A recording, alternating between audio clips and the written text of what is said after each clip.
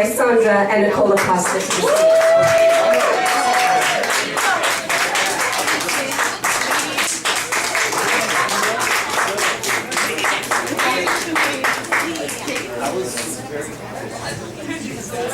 Code for you what I'm fine with. Right. Geffner and I are the same age.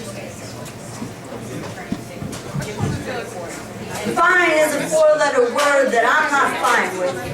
I might look fine, but inside I'm as thick as my Sharpie. Pins have punctured me right here. I never asked to be a voodoo doll. These holes hurt. They don't make word-proof vests like they used to. I can shred the memories, but trigger fingers evoke gag reflexes. The nightmare replays itself. When new lovers ask if I like horror movies, I don't tell them I was in one once. Instead, I say, only if you hold me during the scary parts, but I've got shit to do. So I tell myself, I'm fine. Most of what I told you last night was a lie. Every time I said you, but meant I. Every time I looked away and told you I was fine. All those dramatic and drawn-out sighs. Just imagine if for once we cut the theatrics. If I was honest and I told you that my day was a mess. You're my closest target. That I don't give a shit whether or not you wash the dishes. That I wish that you would just kiss my neck. That I wish you would just stop looking at that screen and instead just look at me.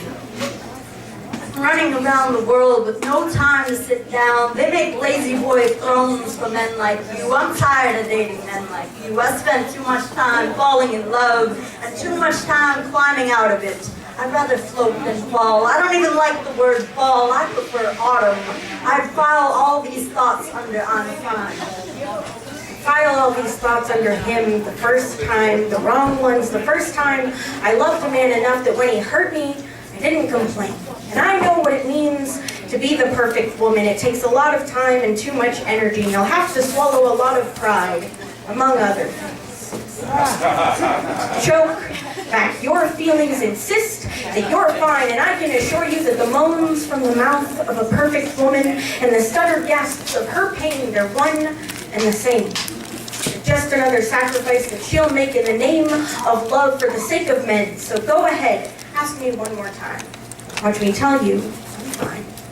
You suck down the boring dinners with his parents, where they point out your exoticness, give you the "you're different from all the others" speech, and the bile in your chest wants to shout, "You suck" in bed. But I grip my teeth and say, I'm fine instead. Ladies, I am calling our bluff. All the lies we tell men and tell ourselves, in the end, they only amount to text messages you regret sending, phone calls you shouldn't have to make, hacked email accounts and broken hearts, broken bones, broken homes, heated arguments that end the next morning when he tells his best friend, I don't know, man, she's crazy. Gentlemen, she is not some crazy girl. She's the perfect woman. She's a bombshell, hardwired for explosion. The clock's counting down until you learn to listen. And ladies, admit it, you're half of this problem. So ask yourself a question. Isn't it time we quit saying, I'm fine?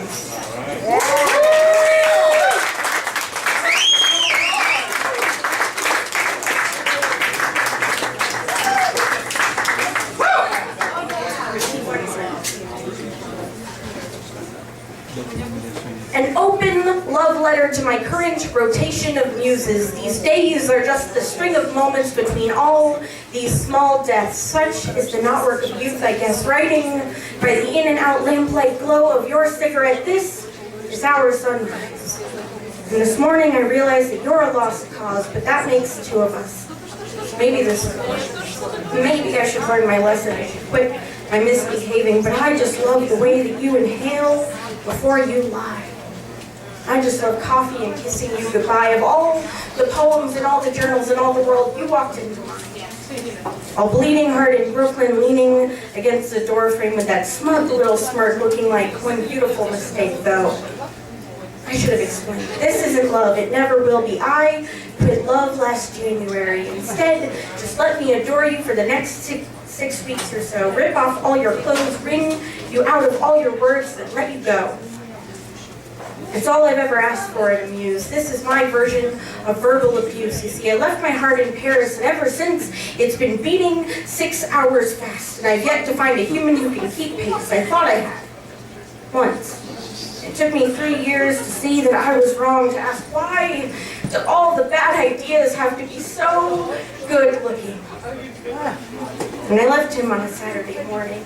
Now, I can't recall the first time that he told me he loved me, but I can tell you the story of the first time that he hit me. The first time that I stayed, the worst of my mistakes. So let me reiterate, this isn't love. This is a game. This is a power play. This is just an exchange of sex for poetry. Maybe I will spend the night, but only that I might take note that despite the fact you claim you don't believe in God, the gray light of 9 o'clock through your bedroom window draws wings in the shadows of your back. The way your wine-soaked words consult the moonlight, and the way my lipstick looks just right, stained on the rim of your coffee cup or smudged down your neck. The way the moon winks at me as if to suggest she knows that I've already felt it for you, and she's just waiting until I admit it.